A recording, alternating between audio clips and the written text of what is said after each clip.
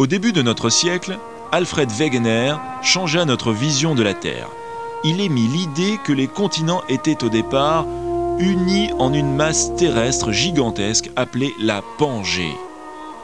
Après des millions d'années, la Pangée se brisa en morceaux pour donner les continents que nous connaissons aujourd'hui. À l'époque, sa théorie de la dérive des continents fut rejetée par la plupart des scientifiques.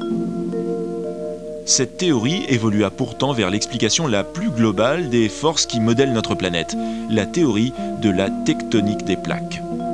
Selon cette théorie, la croûte et le manteau supérieur de la Terre, la lithosphère, sont fragmentés comme une énorme coquille d'œuf en une vingtaine de plaques en déplacement perpétuel.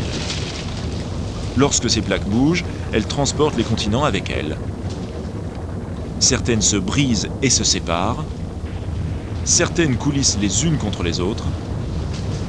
D'autres entrent en collision. D'autres encore glissent les unes sous les autres. Ce mouvement constant modèle la surface de la Terre, alimentant les volcans, soulevant les montagnes et déplaçant les continents. La théorie de la tectonique des plaques nous offre une perspective nouvelle, une vision de la Terre aussi dynamique et changeante que nos propres tentatives pour la comprendre.